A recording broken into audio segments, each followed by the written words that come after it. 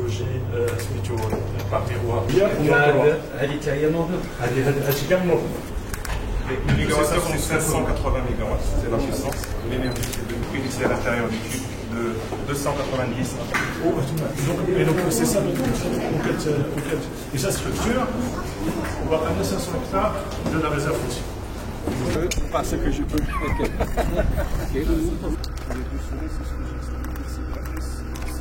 C'est que le soleil.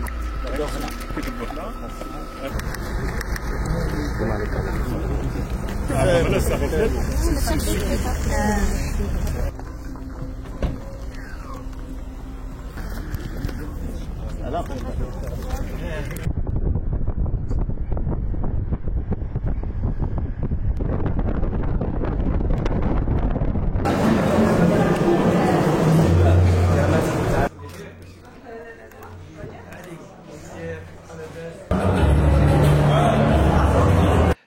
Mesdames et Messieurs les ministres, Monsieur l'envoyé spécial du Président de la République française, Monsieur l'ambassadeur, Ali Safir, Monsieur l'ambassadeur, Mesdames et Messieurs les directeurs généraux, partenaires et experts, Mesdames et Messieurs, je suis heureux d'être parmi vous aujourd'hui pour l'ouverture de cette 16e conférence de l'énergie dans cette ville emblématique de Ouarzazate, symbole de l'ambition énergétique de notre pays, grâce à la clairvoyance de la stratégie nationale dans ce secteur, impulsée par Sa Majesté le roi Mohammed VI, que Dieu l'assiste. Cette rencontre intervient dans un contexte mondial particulier, marqué par une accélération des transitions énergétiques, par une prise de conscience climatique sans précédent et par une pression croissante sur les ressources naturelles, notamment l'eau et l'énergie. Aussi, le choix des thèmes de cette rencontre, énergie, pilier stratégique de la sécurité hydrique et du développement durable, illustre parfaitement la profondeur de la réflexion à mener, car si l'énergie est toujours un levier de croissance, elle est aujourd'hui au croisement de toutes les transitions écologiques, industrielles, sociales et territoriales. Depuis le début de règne de Sa Majesté le roi Mohammed VI, que Dieu l'assiste, notre pays a engagé une transformation énergétique profonde, progressive et durable. Nous avons investi dans le solaire, l'éolien, l'hydroélectricité et plus récemment dans l'hydrogène vert. Nous avons créé des institutions fortes, renforcé nos capacités de gouvernance et je profite de cette occasion pour saluer le travail considérable et le rôle majeur que jouent les établissements comme Mazen, l'ONE et bien d'autres dans la dynamique exceptionnelle que connaît ce secteur dans notre pays. Nous avons également mobilisé des partenaires internationaux de premier plan, notamment de la France, pays invité d'honneur à cette édition, en faisant le choix stratégique d'ouvrir ce secteur à fort potentiel aux investisseurs privés. Les efforts déployés par les différents acteurs dans le Royaume permettront de dépasser dès la fin de l'année prochaine, en 2026, l'objectif de 52% des énergies renouvelables dans le mix électrique, objectif initialement prévu à 2030. Nous avons visité ce matin le complexe nord de Ouarzazate avec Madame et Messieurs le ministre et nous avons pu constater que ces 4 centrales sont opérationnelles. Je tiens à saluer l'ensemble des acteurs et des équipes pour leur mobilisation remarquable et leur engagement. Aujourd'hui, nous souhaitons aller encore plus loin, plus d'intégration concrète des énergies renouvelables dans nos systèmes de production, de transport, d'habitat et d'agriculture, et une généralisation des solutions bas carbone dans nos villes, nos industries et nos territoires ruraux.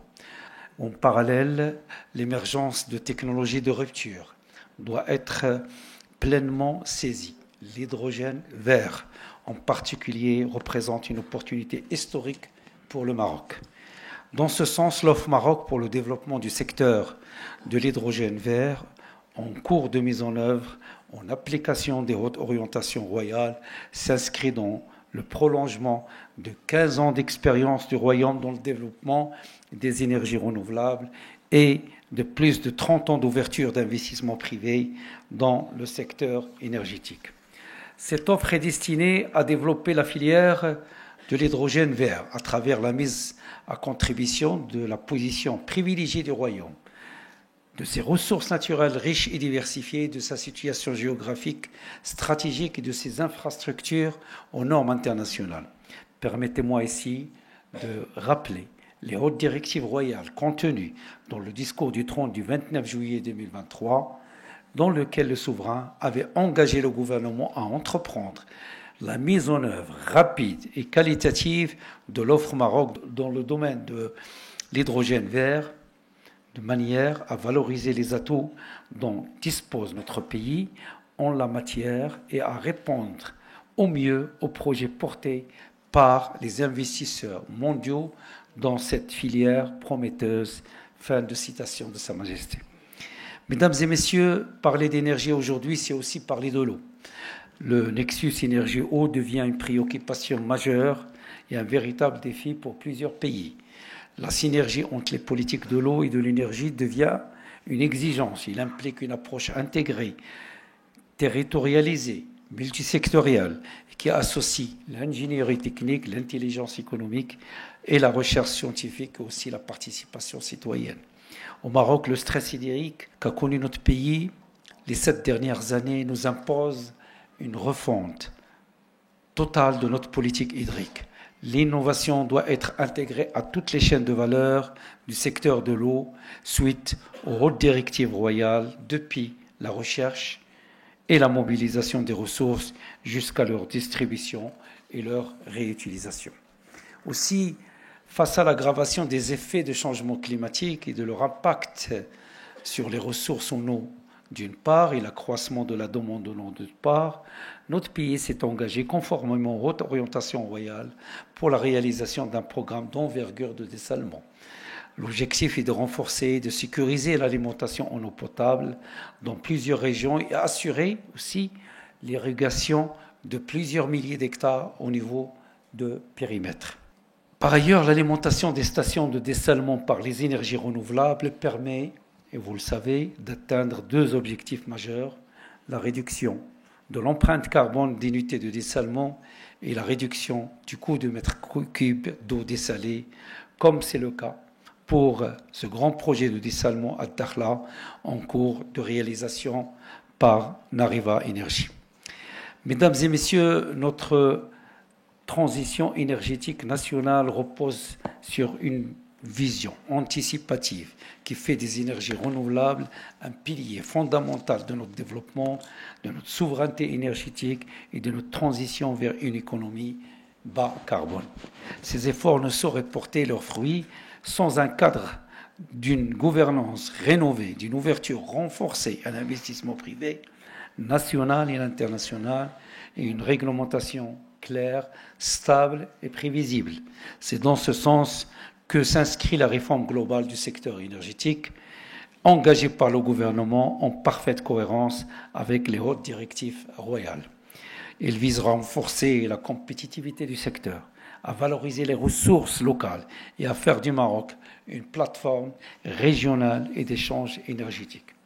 Enfin, la transition énergétique doit constituer un levier d'équité territoriale à travers des politiques inclusives, une planification fine, des mécanismes de financement adaptés, sans oublier l'importance de la formation, de la recherche appliquée et l'innovation technologique. Car il ne peut y avoir de transition réussie sans compétences nationales. C'est pourquoi nous devons encourager nos universités, nos centres de recherche et nos jeunes entrepreneurs à contribuer activement à cette révolution énergétique qui est en cours.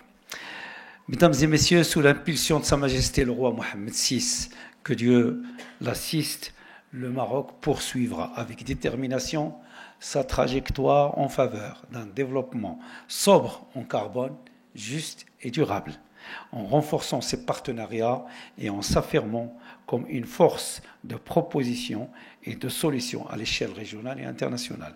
Cette conférence représente à cet égard une occasion précieuse pour renforcer les synergies et définir ensemble les contours d'un futur énergétique, durable et équitable. Je vous remercie. قبل ما تخرجوا ما تنساوش تابوناو في 20 فبراير وتابعونا على المواقع التواصل الاجتماعي.